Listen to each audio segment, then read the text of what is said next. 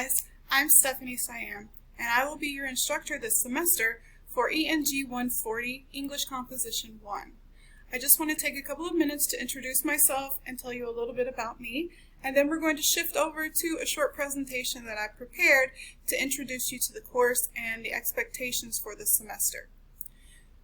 I've been with Zayed University. This is my third year, and I've been teaching in the University College English and Writing Studies Department for that time. Before moving to the UAE, I was in Oman for 6 years, and before that I was in Saudi Arabia for 2 years. I'm originally from the United States, and my background is in English language teaching and academic composition. So without further ado, I want to shift over to the presentation so that we can learn what we're going to be doing this semester and how we're going to get started this week. I'm looking forward to working with all of you, and I hope that we have a great semester together. Welcome to ENG 140, English Composition 1. The course learning outcomes for this semester are the following. CLO 1. Demonstrate reading comprehension for main ideas and supporting points in a range of written text types through summary writing. CLO 2. Practice the writing process, which includes pre-writing, drafting, and revising and editing, as well as instructor-led peer and self-review. CLO 3 is to demonstrate academic integrity through appropriate use of quotation, summary, paraphrase, and in-text citation. CLO 4 is to recognize elements of focus, development, coherence, cohesion, clarity, style, tone, and accuracy, and begin to produce writing which demonstrates these features at the sentence, paragraph, and essay levels.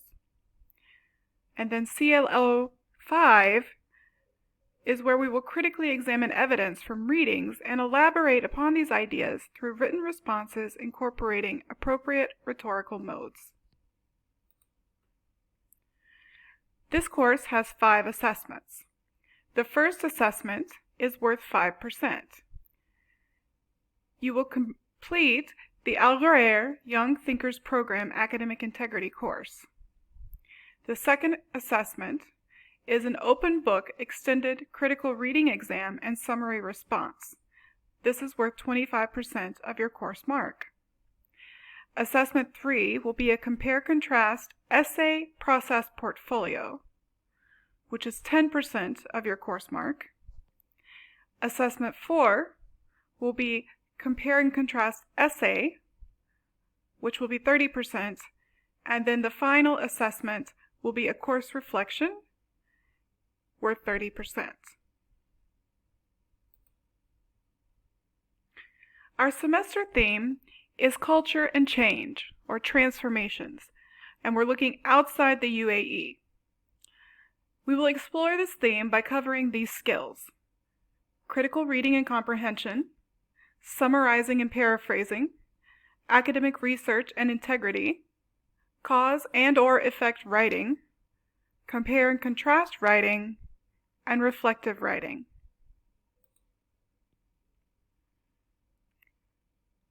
Our online learning platforms and support systems include Zoom, and you should have received the classroom link and the password for your section in the welcome email.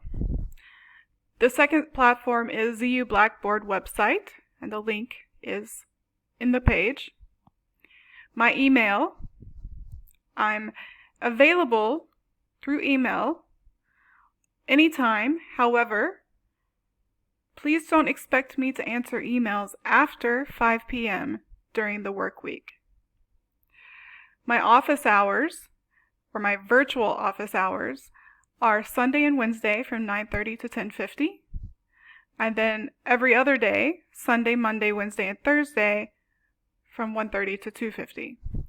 If these times are not convenient, I can meet with you at another time, but you'll need to email me so that you can make an appointment. The final form of academic support is through Al-Waha Zone, which is academic tutoring for writing, math, and I believe science and IT. You should make an appointment through the ARM system. The link is at the bottom.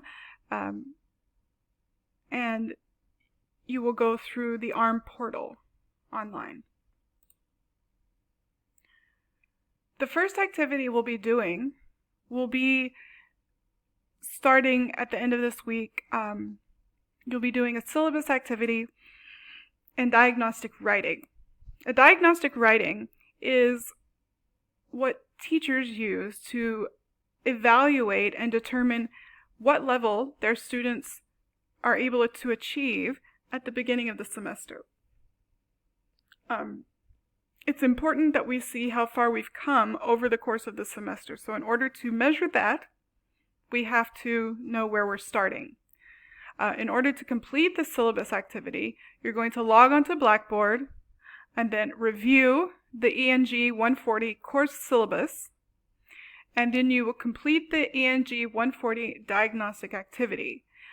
It will be found under the Instructor's Assessments tabs. However, it's not available yet. I will let you know when it is available for you to do. Please keep in mind, the diagnostic activity is not graded. You will not receive a mark. It does not contribute to your course mark, but it is required. If you don't submit a diagnostic activity, I won't be able to grade any of your writing for the remainder of the semester. The deadline to submit the activity is September 3rd, which is the end of the second week of classes. So why are critical thinking and academic writing and research skills important? Well, there's three main reasons. The first is that these skills are transferable, which means that you can use them in every course, in every career, and in every language. They're also growth indicators. New knowledge brings development and evolution of ideas. So in order for us to grow in these areas, we have to research. We have to learn, and we need to process our own ideas. And then they're also awareness tools. They help us examine sources for purpose, bias, and appeal. And these things we'll talk about in our coming lectures when we start talking about what academic writing is. For the first 2 weeks of class, our goals are to introduce the course and instructor expectations, complete the syllabus activity and diagnostic writing. We're going to be introduced to the critical reading question set and practice activities. We're going to begin practicing summary writing. We're going to review the paragraph components. So what goes in a paragraph, the organization, how to make a complete, organized, structured, well-developed paragraph. The process for this class, since we're doing virtual learning this semester, is called the flipped classroom. And basically, it allows us to make the most out of our virtual class meetings. And the process will be that each week, at the beginning of the week, the video lecture for the week will be available on Blackboard. Sometimes there will be one lecture, sometimes there will be 2 lectures. Your job as a student to be prepared for your class that week is to watch the videos before attending the lesson online on Zoom. Then the first lesson will include a follow-up discussion of the lecture, and we'll have in-class activities that will practice the concepts and skills discussed in the lecture.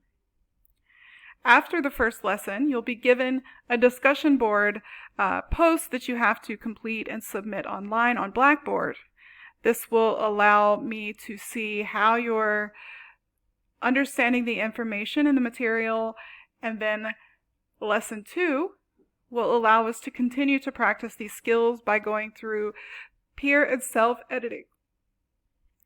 The final activity for the week will be a resubmission of the same post on the discussion board, and that I will give you feedback on. I will also give you a mark that indicates what you've achieved so far. However, the only marks that count for your course grade are the formal assessments that were mentioned previously at the beginning of the presentation. It's important that you understand I will not be going through all of the lectures during class time online. So it's important that you actually watch the videos so you get the basis of what we're going to be doing so that our class meetings can be used to write and produce material.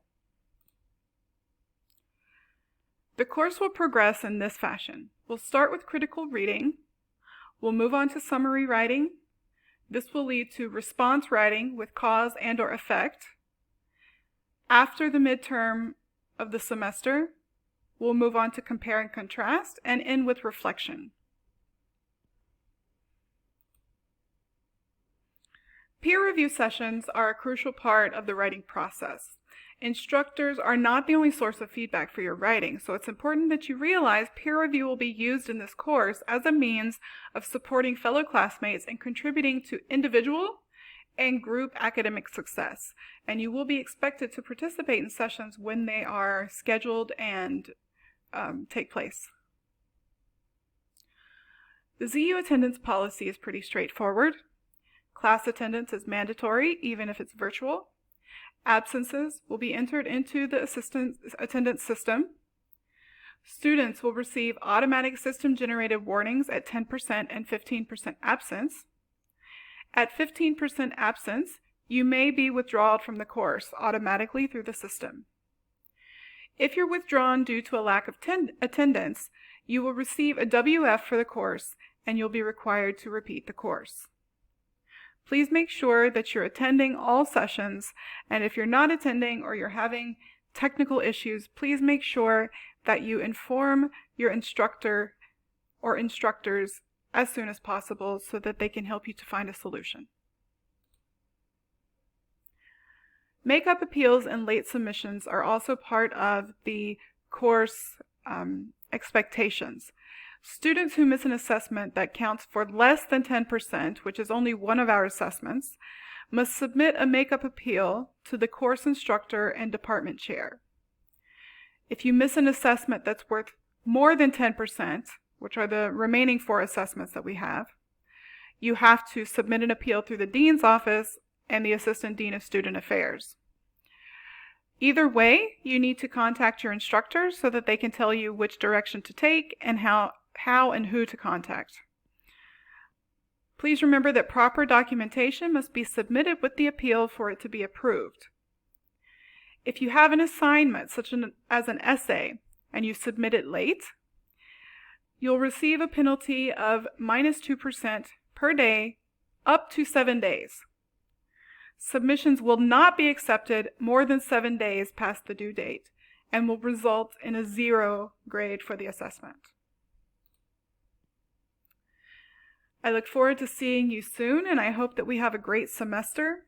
Please keep an eye out for a follow-up email indicating when Blackboard will be available for you. If you have trouble accessing Blackboard or you have trouble with any technical part of the course, please let me know as soon as possible so we can help to find a solution for you. Let's have a great semester. See you soon.